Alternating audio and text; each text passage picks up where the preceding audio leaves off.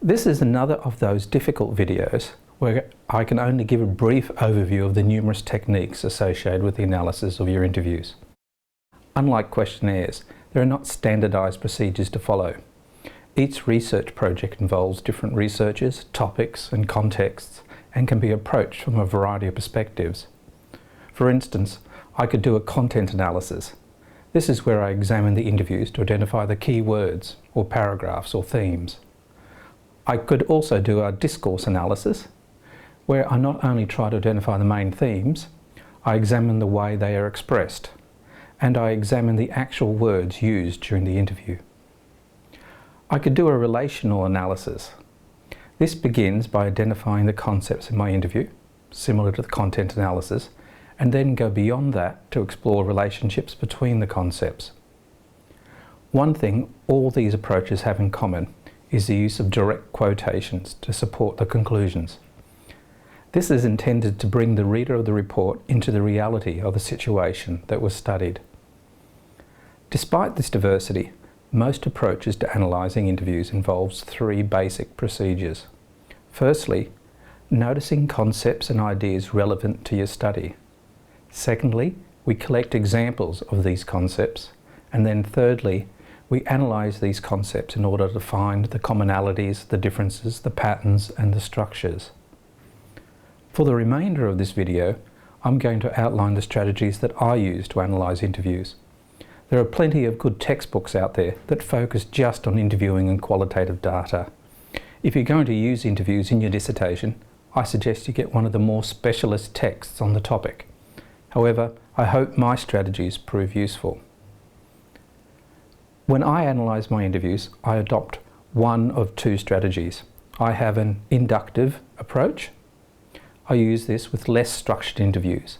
And I have a combination deductive-inductive approach. I use this with structured and semi-structured interviews.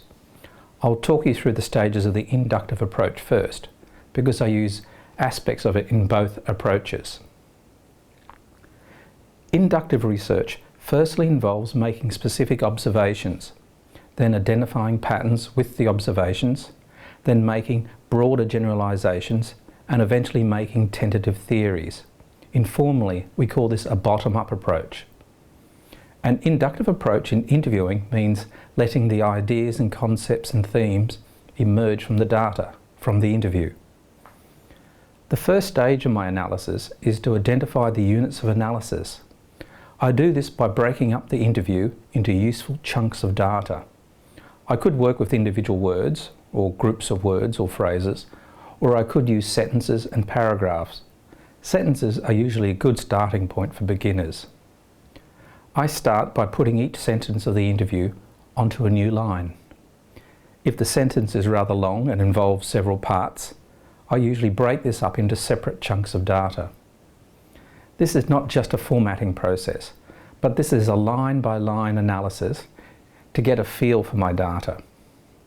I like working by hand, so I print out the interview, I double line space, and I put a large margin on the right-hand side to give me space to write. Stage 2 is to go through my interview and give a 1 or 2 word summary or code to each chunk of line or data.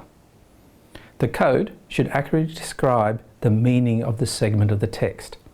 This is called open coding. It is sometimes helpful to use a word from the sentence you are coding to help create the open code. After open coding the entire interview, I make a list of all the codes. I look for similar codes and I look for redundant codes. My objective is to reduce the long list of codes down to a smaller, more manageable number, maybe 20 to 25. This is an iterative process, so I often go back to my original data and check the new codes match. This is called constant comparison. Stage 3 is to code my codes. Some people may call this closed coding. The aim is to identify 5 to 7 overarching themes or categories that group your open codes. I usually do this in several stages. Firstly, reducing my 25 codes into 10 to 15 subcodes, then narrowing those subcodes down to my final 5 to 7 overarching codes. Remember, There are no hard rules. The final themes should reflect the purpose of the research. They should also be exhaustive. You must place all the data in a category, and they should be sensitizing. They should be sensitive to what is in the data. For example, the themes and sub-themes should be able to discriminate between leadership and transformational leadership. At the end, there will be a range of themes. There will be ordinary themes, the ones I expected. Unexpected themes, the ones that surprised me and that I did not expect to find.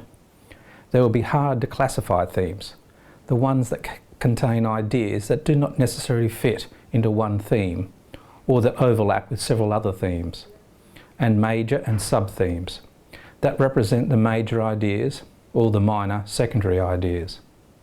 Sub-themes fit under the major themes in the write-up. Stage 4 is to collect all the interview quotes within a theme and examine the ideas that make up the theme and sub-theme. I'm particularly interested in how they interact with each other. For instance, is there a sequence or order in which the information belongs? Similarly, I look for evidence of relationship between the overarching themes. I find that quotes that were initially hard to classify and fitted into several themes are a good starting point for finding relationships. Stage 5. Remember, all this happens with the first interview transcript. I now repeat this process with the remainder of the transcripts. You may find new themes emerging as you go, so it is important to return to the earlier interviews and compare the new themes to the old ones and adjust your ideas. This is that constant comparison idea again. What you should slowly build up is something like a classification tree, moving from the specific to the general, starting with your interview data, moving to your codes, then to your sub-themes, and finally your themes. The final stage is the write-up. When I've finished all the interviews, I construct a narrative from the themes, sub-themes and codes. This is a description of my themes, quotes from my interviews to support my ideas, and a discussion of the interrelationships between the sub-themes and the themes. This is in essence the theory I set out to develop. Sometimes I provide a visual display of the findings for my research report. This could be my classification tree. My other approach to analysing interviews is to adopt a combination deductive-inductive approach. Remember, I use this approach with more structured interviews. Deductive research is commonly called top-down research. We start with a theory or a specific framework. We then test the theory by making observations, and eventually we confirm or reject the theory. Okay, let's apply this logic to my interviews. Stage 1 involves creating a set of themes or categories before I begin my analysis.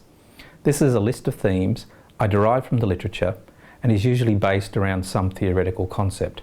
For example, if I was exploring leadership, my themes might be different aspects of leadership, such as transactional, transformational, and distributed leadership. If I don't have a pre-existing theory, I could select 2 or 3 of my interviews and use the inductive approach from before to create a framework for my analysis. Stage 2 involves breaking up the interviews into chunks of data. For a more deductive approach, I tend to work with sentences and paragraphs. Stage 3 involves allocating or labelling each sentence or paragraph with a closed code from my list of themes. I do this by having different coloured highlighting pens for each of my themes. To do stage 4, I need to bring all the individual quotes for each theme together. For me, this literally involves cutting up my interviews with scissors and putting all the quotes highlighted in a particular colour together. I then examine that theme and look for ideas within that theme. These become my sub-themes. Again, I'm interested in how each of the sub-themes and themes relate to each other. When you have finished all the interviews, you construct a narrative from the themes and the codes. This is a description of my themes, quotes from my interviews to support my ideas I wish to present, and a discussion of the interrelationships between these ideas. One of the hard parts of qualitative analysis is finding a mechanical system to help you manage your interview data. Many people do it by hand, with transcripts printed onto paper, then marked up with pens and coloured markers, and using scissors to cut up the quotes so that they can group them together. There are also a variety of computer programs such as NVivo, MaxQDA or Atlas TI, designed especially for qualitative analysis. But be warned, they have long learning curves. Finally, as you are working through your analysis stages, remember these basic principles. Firstly, remember the key idea in both of these strategies is to allow new ideas and themes to emerge. This is one of the main reasons for doing interview type research. Secondly, be systematic. Make sure you follow the same steps and procedures throughout your analysis.